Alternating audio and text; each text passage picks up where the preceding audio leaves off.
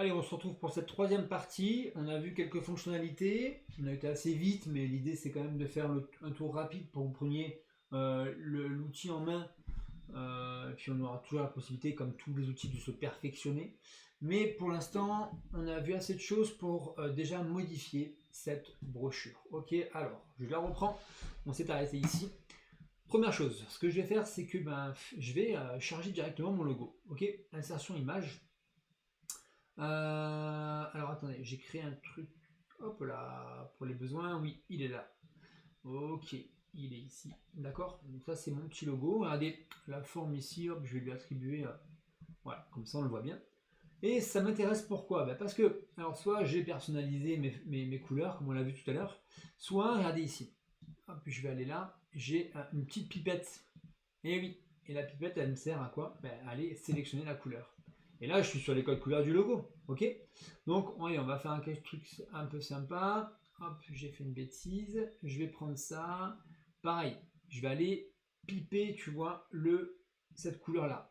Et au fur et à mesure, intéressant, c'est que les couleurs que j'utilise dans mon document, eh bien, en fait, elles sont là. Là, les couleurs de la marque sont les couleurs prédéfinies. Ok. Et les couleurs ici, plus bas, sont les couleurs que nous avons déjà utilisées dans le document. Ok. Donc c'est intéressant. Euh, alors, on avance. Il y a 7 éléments. Rappelez-vous, avec le contrôle, je peux sélectionner plusieurs éléments. Je vais vraiment faire quelque chose de pas mal, donc je vais mettre les mêmes codes couleurs que le jaune qu'on a pris. Ici, je trouve que ça fonctionne pas trop bien. Je vais prendre du blanc. D'accord. Ensuite, qu'est-ce que vous voulez qu'on fasse? On va passer sur la partie du haut. La partie du haut, regardez ici, l'image. Alors, quand on veut changer une image, non, ça sert à rien de la supprimer, ok, et de la remplacer, d'accord. L'idée, c'est qu'elle est là. Alors, je vais la remplacer directement. Et quand je clique, ça s'affiche ici. J'ai image. Je vais aller dans la démo et je vais prendre cette image. Ok, je double-clique et voilà. Et là, c'est intéressant. Pourquoi? Parce que je voulais le camion. Il y avait un van en fait. Et regardez, quand je clique dessus, j'ai mon image et ici j'ai la partie rogner.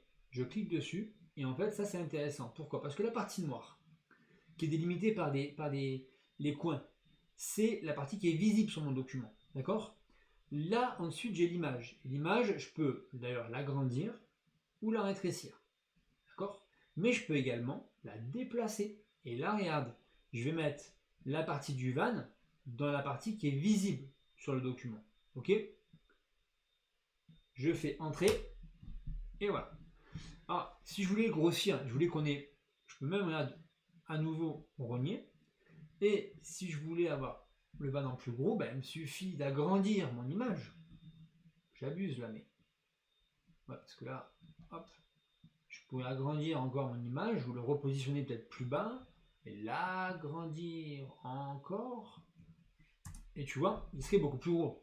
Donc moi je préfère le laisser hop ça j'aime comme ça. Je préfère le laisser comme il était tout à l'heure, c'est-à-dire ici hop on voit mon van et ça me va très bien. Ça, je sais pas, je me dis que ça serait peut-être mieux en noir. Ok.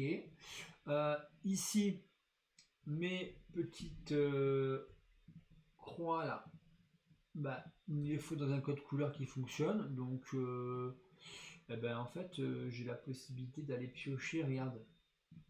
Pourquoi pas cette couleur là. Ok. Euh, Ensuite, cette image là, elle ne me convient pas. Je clique dessus, je clique sur l'image et je vais tout simplement la, la remplacer. Tiens, hop, on est sur la partie zen. Le jaune ici, c'était un jaune qui était là, hein. C'est pas mon jaune d'ailleurs, c'est un jaune qui était déjà sur le document. Hop là, non, pas du tout. Je vais le remplacer par le même noir que j'ai utilisé en haut. Neutre. Hop, j'ai un petit décalage là, tu vois. J'ai un petit décalage avec la photo, je pense. Et du coup, voilà. Voilà. Là, c'est aligné sur le guide qui sépare ma brochure. Là, je vais mettre un peu de peps. Donc, ça, c'est noir, c'est au milieu. Moi, je vous propose de le passer ici, comme ça. Ce mot-là, dans ma zone de texte, je le sélectionne. Je le mets noir. Ok, on n'est pas trop mal, regarde. Mon site web, c'est cool si on le voit bien. Ici, je suis pas trop mal. Je vais changer pareil, cette photo. Donc je clique. Alors pour les photos, super. Regarde. Il y a une splash, donc tu peux aller directement charger, bien sûr, tes photos ici. Une fois que tu as mis tes photos, tu peux les rechercher. Mais pour aller plus vite, en plus, tu as une banque d'images gratuite à laquelle tu peux accéder. Donc, hop, normalement, c'est une splash. Ah oui, voilà. Si je mets quelque chose, c'est mieux. Si je mets travel, oh, pardon, il va me sortir directement des images. Ok. Et je peux aller les piocher. Bah, là, tu vois, je tombe sur celle que j'ai mise tout à l'heure. Et j'ai des intégrations. Et oui, parce que si j'ai des photos sur mon drive, je peux connecter mon Google Drive, etc., etc. Donc ça, c'est aussi quelque chose d'assez cool. En l'occurrence, pour nous, tiens, je vais mettre celle-là. Et là, tu vas me dire, bah ouais, Christophe, c'est bien, mais ça me plaît pas là, le petit bout. Bah ok, je vais te dire, t'as raison. Alors viens, on prend ici, on ne s'est pas encore servi. À part les images, mais j'ai fait un série images, c'est pareil. Je vais prendre, bah regarde, un petit triangle. Ok. Je vais lui enlever les bordures parce qu'il a des bordures, différents types de bordures. Moi, je mets 0, comme ça, pas de bordure. Par contre, tu vas me dire, ouais, mais on voit plus le texte. Ah oui, mais rappelle-toi, je t'ai parlé des calques.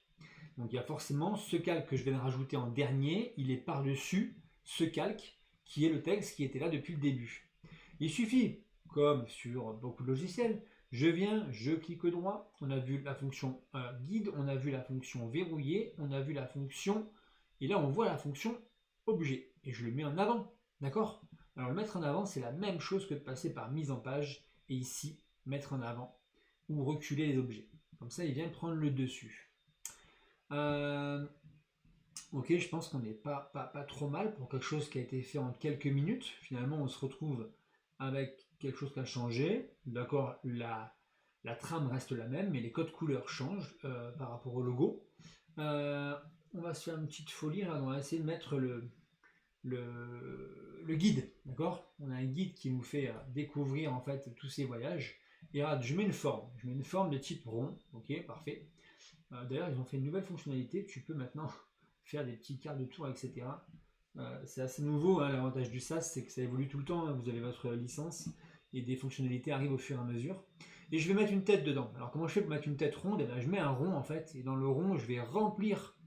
Regarde, alors j'ai des dégradés de couleurs, je n'ai pas parlé, hein, mais j'ai des dégradés, j'ai des trucs radiales, etc. Ok, j'ai pas mal de paramètres dans les couleurs, mais ça, c'est en farfouillant que vous allez trouver. Et j'ai échelle, j'ai image.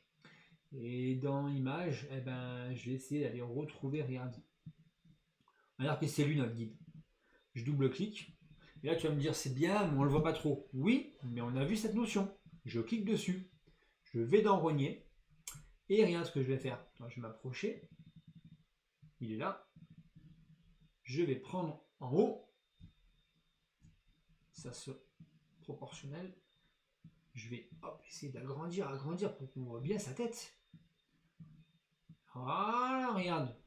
Entrée. C'est déjà mieux là, non? Mon rond, il a un contour. Hein. Je peux changer, bien sûr, la couleur du contour pour mettre quelque chose qui correspond à mes codes couleurs. Ou je peux d'ailleurs ne rien mettre, c'est pas plus mal. Et ensuite, attends, copier, coller. Et je vais y mettre un petit bout de texte ici. Alors, je vais réduire mon texte parce que, voilà. Peut-être le passer en light. Ok. Et là, ben, là, il n'est pas nickel, quoi. Alors tu vas me dire, ouais, tu peux le régler et tout. Oui, mais je voulais aussi te montrer une autre fonctionnalité qui est intéressante. Celle où les zones s'adaptent les unes par rapport aux autres. Alors, tu prends l'image, d'accord, et tu vas aller ici dans Retour à la ligne automatique, et hop, normalement ça marche. Là, en fait, je crois que c'est le texte. C'est le texte qui a été mis en dernier, et du coup, il devrait ça. Non, ce qu'il faut que je fasse, c'est ça. Tu prends ton image et tu la mets en avant.